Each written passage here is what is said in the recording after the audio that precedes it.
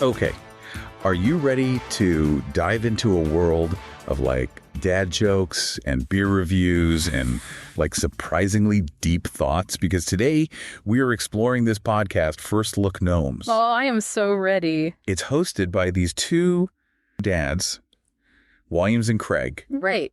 And they're basically just two friends kind of goofing off, sharing their lives. Yeah, and what's really interesting about them is that they're sort of like casual, almost accidental humor that makes it so endearing. Yeah. You know, they're the opposite of a polished, overly produced show, you know? Yeah. It's like you're eavesdropping on two buddies who just cracked open a beer and are just chatting about their lives. It's true. And you gave me like transcripts and episode descriptions for this one. I did. And it's clear that these guys, they have a knack for finding humor in like the everyday. Like who else would turn peeling a banana for the first time at age 40 into like a hilarious podcast segment? It's brilliant. It's kind of amazing. But beyond the humor, there's this element of surprise that hooks the listener. Right. You find yourself thinking, wait, he's never peeled a banana. How is that even possible? I know. And then his explanation just makes it even funnier. I know. Because he's like so serious about it. I can't believe he's never eaten a banana before. Never eaten one, never considered it. Oh my God. Yeah. It makes you wonder what other like seemingly ordinary experiences we just take for granted. Totally.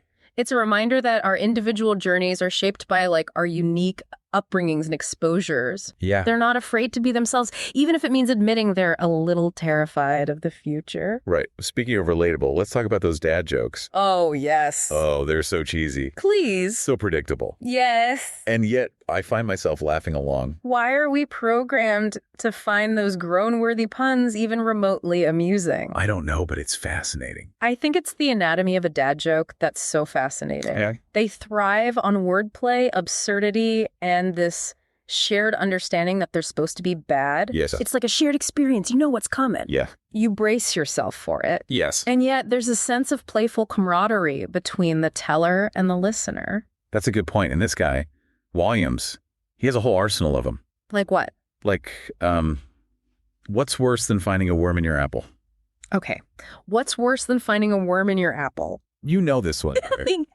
Half a worm. Half a word. Ah, yeah, I can practically hear the groans from here. Exactly. It's that predictability that's part of the charm. You know, Right. You know it's coming, you brace yourself, and yet you can't help but smile. And within that shared groan, there's a sense of connection, a recognition of this universal experience of enduring and secretly enjoying the corny humor of dads. It's so true. Like, it's a rite of passage. It is. That we all endure. It is. Speaking of enduring, some listeners have pointed out this character, Yeah. the wise old gnome, who appears occasionally. Right. And is, well, let's just say he's an acquired taste. Oh, tell me more. He's meant to be this source of wisdom, you know, and advice. Mm-hmm. But his delivery is often described as creepy or unsettling, Oh, really?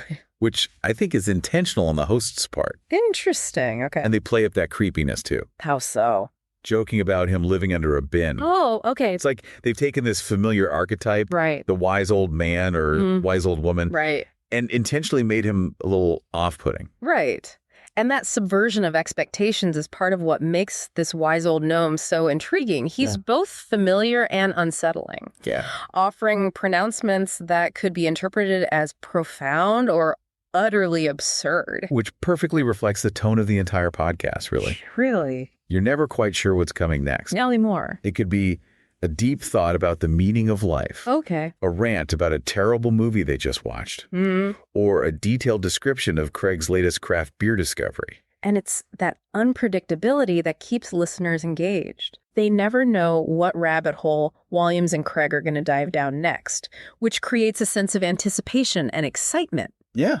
Or the time Leanne described her daughter's head injury and her own fainting episode. Right. Like, it's a stark reminder that even in the midst of laughter and like lighthearted banter, Yes, life can throw some pretty serious curveballs. it can. And the way they handle those moments is incredibly powerful. It is. They don't shy away from the difficult emotions. No. They embrace them, often with a mix of humor and heartfelt honesty. It's true. Like when Williams talks about turning 40, Yeah. he's joking about feeling old and washed up. but you can hear this underlying anxiety about aging, responsibility, and the passage of time. Of course. It's both hilarious and relatable. It's that ability to hold space for both humor and vulnerability that makes First Look Gnomes so compelling. Totally. Like, who knew that a conversation about Monty Don, the British gardening guru, could be so entertaining? I know. They even used AI to write an intro poem for one of their episodes. They did, which of course led to this hilarious discussion about the future of creativity and whether robots are coming for their jobs. Which, of course, they are. They are. But it was a surprisingly thought-provoking conversation. Yeah. Especially given their usual penchant for silliness. That's true. But that's what makes First Look Gnomes so compelling. Right. They can seamlessly transition from lighthearted banter to surprisingly insightful commentary on technology, culture, and the human condition. It's like they have this innate ability to tap into the zeitgeist. Totally. To identify those topics that are bubbling beneath the surface and explore them with a mix of humor, curiosity, and a healthy dose of skepticism. And they never take themselves too seriously, which makes their insights all the more refreshing. They're like the antidote to information overload.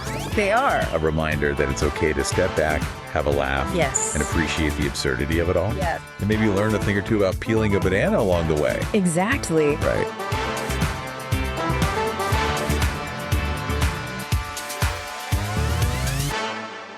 Don't forget to subscribe or follow to make sure you don't miss Season 3.